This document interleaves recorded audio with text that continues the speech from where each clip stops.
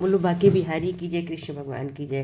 भगवान कहते हैं जब तुम अपने मन में निष्ठा रखोगे तो तुम्हारी हर कार्य पूरे होंगे। जब भगवान पे पूरी निष्ठा बैठ जाती है तो भगवान उसकी अर्जी ज़रूर सुनते हैं, क्योंकि जब तक निष्ठा नहीं तब तक हमको लगता है हमारे कार्य सफल नहीं हो रहे। जब हमें निष्ठा हो जाती है तब हमें बहुत आनंद आता है। कहते हैं मध्य प्रदेश एक गाँव में चतुर्भुज भगवान का मंदिर है। मध्य प्रदेश के गाँव में चतुर्भुज भगवान का मंदिर। महाराजा जी का अपने गुरुदेव के साथ वहाँ आना जाना होता था। यहाँ पूर्ण सदाचार पूर्वक भगवान की सेवा पूजा होती थी।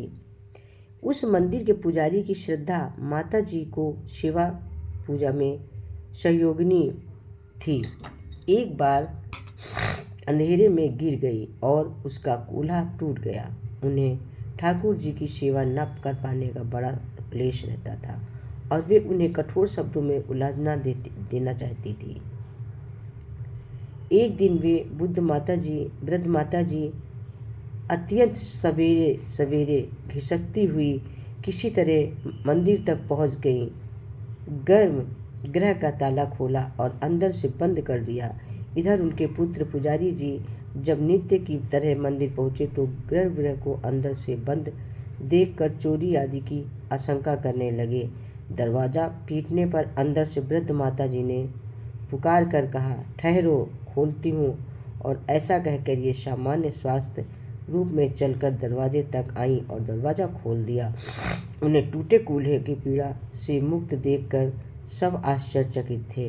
पूछने पर उन्होंने अपनी सहज ग्रामीण भाषा में बताया कि मैं आज चतुर्भुज भगवान से लड़ाई करने आई कि उन्होंने मेरा कूल्हा क्यों तोड़ दिया। मैंने उनको कह दिया कि इसे ठीक कर दो, नहीं तो मैं तुम्हारा कूल्हा तोड़ दूंगी। मैंने चंदन वाला चकला उठाया ही भी था, तभी उन्होंने मेरे कमर पर हाथ फेर कर कूल्हा जोड़ दिया। मैं चंगी हो गई। इस प्रसंग का संदर्भ ये है कि पूछने पर भक्ति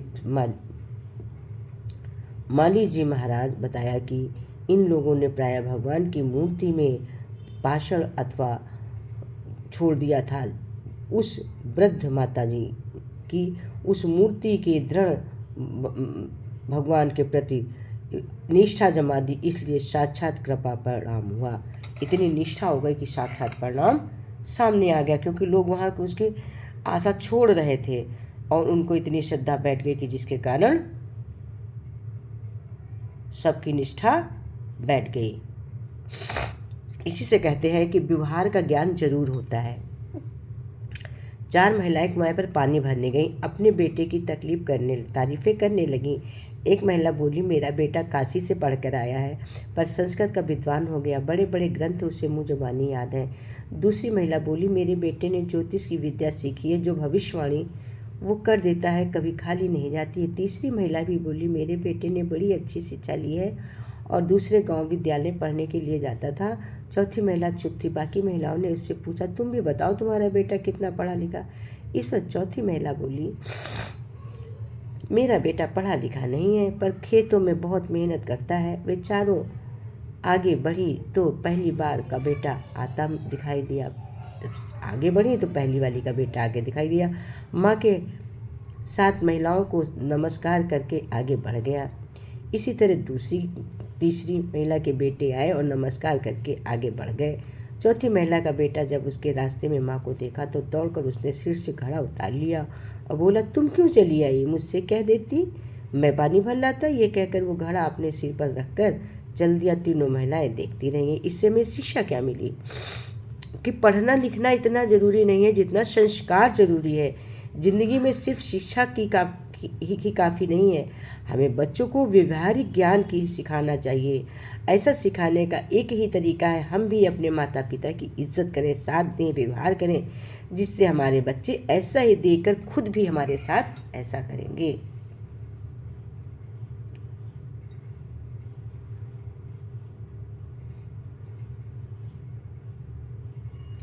और सदैव ईश्वर पर विश्वास करना चाहिए। ईश्वर पर विश्वास करने से ही सब फल मिलता। भगवान कहते हैं जब तक तुम मेरे ऊपर निष्ठा ही नहीं रखोगे, श्रद्धा नहीं होगी, तब तक तुम फल कैसे महसूस करोगे। भाई पेड़ लगाओगे तभी हम फल को खाते, बिना पेड़ लगाए तो हम खा नहीं सकते हैं। कहते हैं पेड़ लगाओ, उसको सींचो, फल फूल आएंगे, फल आएंगे, तभी तो हम खाएंगे, ऐसे कैसे हम खा सकते हैं। तो क्योंकि चीज़ तो एक ही होती है। अब स्वाति नक्षत्र का बूंद तो एक ही होता, भगवान तो सबको एक जैसा बनाते हैं। स्वाति नक्षत्र का तो बूंद तो एक ही है, परंतु अगर वो केले के पत्ते पे गिरता है तो कपूर बन जाता है, और सीप के मुंह में गिरता है तो मोती बन जाता। और वही स्वाति नक्षत्र का बूंद अगर सांप के मुंह में गिर जाता है तो वो विष बन जाता है। तो भगवान तो सबको एक ही जैसा देते हैं, लेकिन फर्क केवल और केवल मेरे देखने की नजरिया है। कोई जगह न तुझसे खाली है, तू व्यापक डाली डाली है। प्रभु तो हर जगह है, केवल हमारी नजर देख नहीं पाती है। हमें भगवान पर जब तक पूरी श्रद्धा विश्वास नहीं होती है, निष्ठा नहीं बैठती है, तब तक लगता कि फायदा नहीं हो रहा है।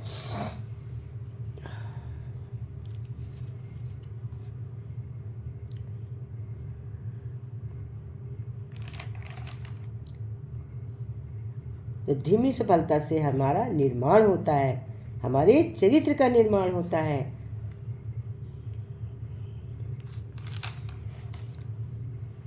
और जब मेरी निष्ठा बैठ जाती है तब हमें फायदा होता, बिना निष्ठा के फायदा तो सब तिल पत्थर ही है। और छोटा बड़ा होने से भी कुछ नहीं होता। एक नारियल का पेड़ था, बहुत बड़ा सा पेड़ था, उसके नीचे एक पत्थर का टुकड़ा पड़ा हुआ था खराब सा। तो नारियल का पेड़ रोज उस पत्थर के टुकड़े को हंसता और कहता कि अरे वाह, तू यहाँ में नीचे पड़ा है, तेरी क्या कीमत, देख मैं कितना बड़ा, कितने फल फूल मेरे ऊपर लदे हुए हैं और लोग कितना फल खाते हैं, तू नीचे पड़ा रहता है। उसको रोज उसकी हंसी उड़ाता था। पत्थर बेचारा कुछ कर तो सकता नहीं था। एक दिन उधर से एक मूर्तिकार निकला, उसने देखा कि ये पत्थर का टुकड़ा पड़ा हुआ है। उस पत्थर के टुकड़े को उसने उठाया और घुमा घुमा के देखा। उसने सोचा क्या इसका कुछ बन सकता। उसके दिमाग में आया कि अगर इसकी हम भगवान की मूर्ति बना दें। उसने सोचा, ले गया, उसने बहुत प्यारी श्री राधा कृष्ण की मूर्ति बनाई। एक में जुड़ी हुई राधा कृष्ण, कृष्ण मुरली लिए हुए हैं, राधा साड़ी पहने हुए हैं, मुकुट पहने हुए हैं। जैसे मान लो कि मेरी ये राधा कृष्ण जी हैं, देखिए, मान लीजिए मेरे ये राधा कृष्णा जैसे हैं, ऐसे राधा कृष्णा की जैसी उसने मूर्ति बनाई। अब मूर्ति तो उसने बनाई, अब मूर्ति को क्या हो, अब भाई मूर्ति बनी, उसकी स्थापना होनी चाहिए। तो अभी तो उसके पास है, अब उसकी कहीं तो जाएगी, स्थापना तो उसकी होगी। उधर से एक राजा निकले। राजा को वो मूर्ति इतनी अच्छी लगी कि राजा ने पूछा ये मूर्ति कितने की। बोले बस हमें दे दो, जो प्राइस हो तुम हमें दो। उसको ले आए, ले आके उसकी स्थापना मंदिर में कराई। अब मंदिर में जब उसकी स्थापना हुई तो भाई सब कहीं से सामान आया। उस नारियल के पेड़ के भी नारियल लाए गए। अब भगवान का संयोग समझो या कृष्ण भगवान की महिमा समझो कि उसी पेड़ के नीचे वो पड़े थे टुकड़ा, उसी की वो कृष्ण जी की मूर्ति बनी, कृष्ण राधा की। अब जब राजा ने जो नारियल फोड़ा उसमें से उठा के वो उसी पेड़ का था जहाँ से ये पत्थर लाया गया था। उसी पेड़ का नारियल उठाकर जब भगवान के चरणों में फोड़ा गया नीचे, तो क्या आवाज़ आई, वाह रे वाह, अभी तक तू चरणों में पड़ा था, आज तू मेरे चरणों में गिरा के। तो वो नारियल कहाँ फोड़ा गया, प्रभु के चरणों में, मतलब वही पत्थर से जो बनाया गया था। तो हमें केवल और केवल निष्ठा होनी चाहिए। हमें किसी की खिल्ली नहीं उड़ानी चाहिए। ये नहीं सोचना चाहिए ये छोटा है या बड़ा है, ये सत्संग में आया है तो ऐसा है, या मंदिर आया है ऐसा है। सब में वही है, सबकी आत्मा में एक ही है सत्ता, एक ही ईश्वर, एक ही भगवान। केवल और केवल हमारे समझने की बात है। हमें ईश्वर पे जब तक भरोसा नहीं होता है तब तक हमें कुछ समझ में नहीं आता। मेरा आत्मज्ञान हमें समझने नहीं देता, और ये ज्ञान, ये समझ हमें मेन गीता भगवान के सत्संग से ही प्राप्त होता है। कहते जंगल में एक गर्भवती हिरनी बच्चे को जन्म देने को थी। वो एकांत की जगह की तलाश में घूम रही थी। उसे नदी किनारे ऊंची और घनी घास दिखी। उसे वो उपयुक्त स्थान लगा। शिशु को जन्म देने के लिए वहाँ पहुँची ही उसे प्रसव पीड़ा शुरू हो गई। उसी समय आसमान में घनघोर बादल वर्षा को आतुर हो उठे और बिजली कड़कने लगी। उसने दाईं तरफ देखा तो एक शिकारी तीर का निशान उसकी तरफ कर खड़ा रहा था। घबराकर वो दाहिनी तरफ झुकी तो वहाँ एक भूखा शेर झपटने को तैयार बैठा था। सामने सूखी घास आग पकड़ चुकी थी और पीछे की तरफ झुकी तो नदी में जल बहुत था। मादा हिरनी क्या करती? वो प्रसव पीड़ा से व्याकुल थी। अब क्या होगा? अब हो भी क्या सकता है? अब क्या होगा? उसमें एक निष्ठा है, वो उसमें निष्ठा आएगी, वही उसको वही निष्ठा, वही श्रद्धा ही केवल उसकी बेड़ा को पार लगाएगी। क्या हिरनी? अब क्या होगा? क्या हिरनी जीवित बचेगी? क्या वो अपने शावक को जन्म दे पाएगी? क्या शावक जीवित रहेगा? क्या जंगल की आग सब कुछ जला देगी? क्या मादा हिरनी शिकारी के तीर से बच पाएगी? क्या मादा हिरनी भूखे शेर का भोजन बनेगी? वो एक तरफ आग से घिरी और दूसरी तरफ नदी में क्या होगा? अब होगा क्या ये देखो। सोचने की बात है कि अब होगा क्या, बच्चे का क्या होगा, शावक क्या क्या होगा, शेर खाएगा, तीर लगेगा, आग में जलेगी या पानी में गिरेगी। हिरनी अपने आप को शून्य छोड़ देती है। अब क्या समझती है? शून्य, अब मैं हूँ ही नहीं, शांत हो गई हूँ। शांत मीन्स मैं डेड हो गई हूँ।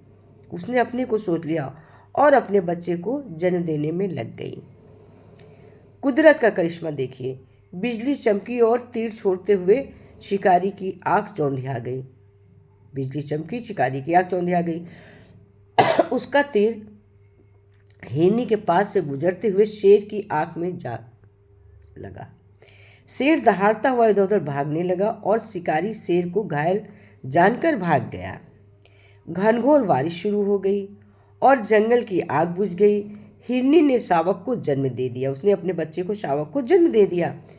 हमारे जीवन में शिक्षा ये मिली, हमारे जीवन में भी कभी कभी कुछ ऐसे क्षण आते हैं जब हमारे चारों ओर समस्याएं से घिरे होते हैं और कोई निर्णय नहीं ले पाते। तब सब कुछ नियत के हाथों में सौंप कर अपने दायित्व और प्राथमिकता पर ध्यान केंद्रित करना चाहिए। अनंत यश अपयश हर जीत, मृत्यु का अंतिम निर्णय ईश्वर करता है। हम उस पर विश्वास कर उसे निर्णय का सामना करना चाहिए। कुछ लोग हमारी सराहना करेंगे तो कुछ लोग आलोचना करेंगे। दोनों ही मामलों में हम फायदे में प्रेरित रहेंगे और दूसरा हमारे भीतर सुधार भी आ जाएगा। हमेशा हमें अपनी सोच ईश्वर पर विश्वास रखनी चाहिए। सोच अपनी, विश्वास ईश्वर पर, निष्ठा ईश्वर पर, भगवान पर।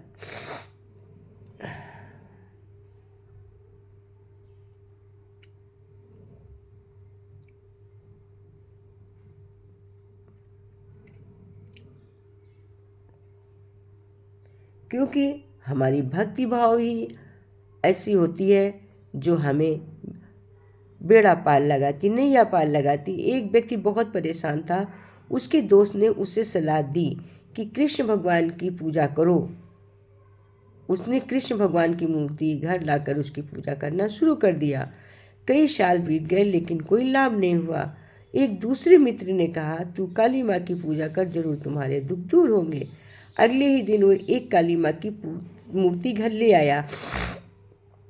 कृष्ण भगवान की मूर्ति मंदिर के ऊपर बने एक टाड़ पर रख दी और काली माँ की मूर्ति में मंदिर में रखकर पूजा करना शुरू कर दिया।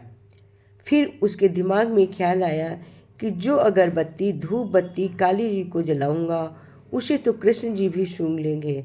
ऐसा करता हूँ, मैं श्री कृष्ण के मुंह पर कपड़ा बांध देता हूँ। जैसे ही ऊपर चलकर श्री कृष्ण के मुंह पर कपड़ा बांधने लगा, कृष्ण भगवान ने उसका हाथ पकड़ लिया।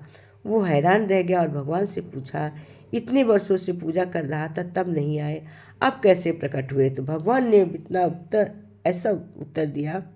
भगवान हंसते हुए बोले, समझाते हुए बोले, कहा, आज तूने मेरी एक मूर्ति न समझकर मेरी पूजा करता रहा, किंतु आज तुझे एहसास हुआ कि कृष्ण सांस ले रहे हैं। बस मैं इसीलिए प्रकट हो गया। आज तूने मुझको एक जीता जाता समझा, इसलिए मैं प्रकट हो गया।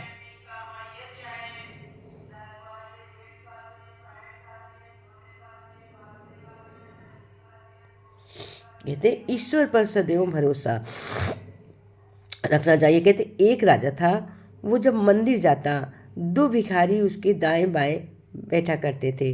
दाईं तरफ वाला कहता, हे ईश्वर, तूने राजा को बहुत कुछ दिया है, मुझे भी दे दे। तो बाईं तरफ वाला बोलता, ए राजा, ईश्वर ने तुझे बहुत कुछ दिया है, मुझे भी दे दे। दाईं तरफ वाला भिखारी बोलता, बाईं तरफ वाला कहता, ईश्वर से मांग कर उसकी की सुनने वाला है। बाईं तरफ वाला जवाब देता, चुप कर मूर्ख। एक दिन राजा ने अपने मित्रों को बुलाया और कहा, मंदिर में दाईं तरफ जो भिखारी बैठता है, ये हमेशा ईश्वर से मांगता है, तो अवश्य ईश्वर इसकी सुनेगा। लेकिन जो बाईं तरफ बैठता है, वो हमेशा मुझसे मांगा करता है। जो तुम ऐसा करो, एक बड़े बर्तन में खीर भर के उसमें स्वर्ण मुद्रा डाल दो और वो उसको दे आओ। मंत्री ने ऐसा ही किया। जब ये भिखारी मज़े से खीर खाते खाते पेट भर गया, दूसरे भिखारी को चिढ़ाता रहा और बोला, मुंह बड़ा आया, ईश्वर देगा। ये देख, राजा ने में खीर भेजी है। खाते खाते जब पेट भर गया तो उसने बची हुई खीर का बर्तन दूसरे भिखारी को दे दिया और कहा, ले पकड़, तू भी खा ले मूर्ख। अगले दिन जब राजा आया तो देखा कि बाईं तरफ वाला भिखारी तो आज भी बैठा है, लेकिन दाईं तरफ वाला भिखारी गायब है। राजा ने चौंक कर उससे पूछा, क्या तुझे खीर से भरा बर्तन नहीं मिला भिखारी जी? राजा जी, मिला। क्या स्वादिष्ट खीर थी, बहुत, मैंने पेट भर खाई। राजा, फिर भिखारी से मेरा पेट भर गया तो वो जो दूसरा भिखारी बैठता था, मैंने उसको देखकर कहा, अरे मूर्ख, हमेशा कहते